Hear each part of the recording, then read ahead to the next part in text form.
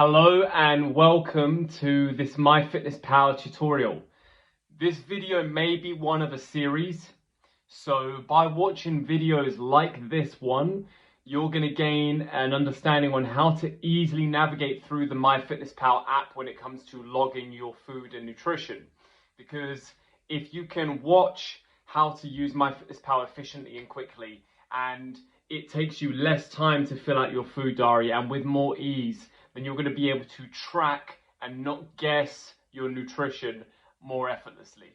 So let's dive in. Okay, so this is going to be the main menu you'll see. We're going to be making a smoothie today. So this is the main daily food menu. Add food, you can see where it says that. That's what we want to click. Scan barcode at the top there. That's what we want to click next. And then we want to set up our smoothie jug. So putting that on the scale. From there, you want to make sure it's zeroed, going with the first smoothie item. That's a coconut kefir for me. So very simply, I've zeroed the scale and now I can see the amount coming into the jug. I'll stop when I've got a good amount for me. So that's usually about 200 ml. We'll call it there, 195. Okay, so what next? Scan the barcode. That says 250 though on the serving. So I need to change that to 1 ml and then type in my own serving, right? By changing it to 1 ml, you can then type in your own serving. We'll try that again with a couple more. So let's zero that scale again. Then I've got a different kefir that I like to use in my smoothie. So I'm adding that in, a splash of that. 43 grams or ml, it's the same. So I'll scan that. Here's what can go wrong sometimes though. If the barcodes are wrong or if it's a different country's brand, the nutritional information might not make sense, right? And so I'll come off of scan barcode and I'll actually type in goat's kefir. Look at those top three options. You can see we've got a higher option at Mount Olympus, a medium option in the middle, and the second highest at the bottom. So let's go for the medium option, is what I would normally go for. There we go. Medium option, 0.43, or you change the serving size, 1 ml, and then 43 lots of that, as I had 43 milliliters. So those are those options. Let's try a couple more. Let's try one that doesn't have a barcode, for example. Let's go with banana.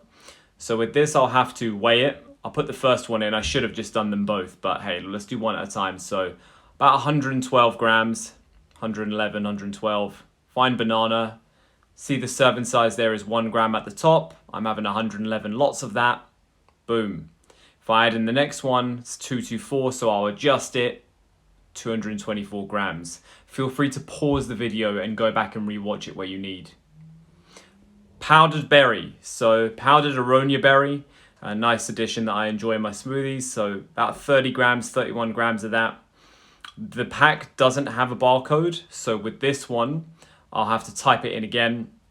And as you can see, there's a 405, 359, 208. That's going to be too low, 394. So choosing around the middle ground, it would be wise. So the 359 option, can have a look at that.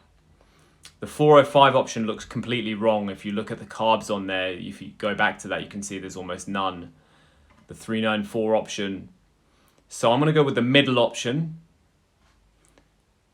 You can see there, the middle option, the 359, has also got the carbs. The other one had almost none, so that wasn't realistic.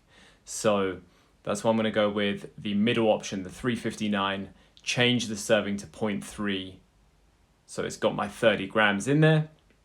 Add it in and boom. So a lot of this is just making sure that they look realistic and you're adding in the kind of middle option if there's a choice. Then I'll add in my meal replacement protein powder. This is just the one that I use. You'll have your own individual recommendations. So I'm adding in 100 grams of this, about 100. Luckily, this does have a barcode. So I can scan that there. 4 scoops is what the packet says for 100 grams. So I can easily add that in. Otherwise, if it didn't have a barcode, I would search for it. And that should be also on the menu here as well. You can see it's all on there. So that is it for the smoothie video. There's going to be a couple others on more traditional meals as well. But once you get the hang of this, and also most people tend to eat within a certain variety of food, usually the average human somewhere between around 30 different foods a week. So once you have those in, MyFitnessPal will store those. So as soon as you start typing For example, you know, like the coconut kefir, as soon as I type in cocoa, it's already going to bring up the one I had a few days ago. So once you get used to this, it's going to learn what you usually eat and it's going to have those stored in memory. So the whole thing just becomes a lot easier. Yes, it might be newer to you at first, but bear with it. It actually becomes really easy. And for me now, when using it before meals, it just adds a quick 30 seconds just to punch it in, track it, and know, yes, I know exactly what's in my meal. I'm on track, or I've tracked as close as I could, guess, with the kind of middle options there, and you can continue moving forward with that peace of mind. So keep taking that positive action to support you and your goals in your journey, and I will see you soon.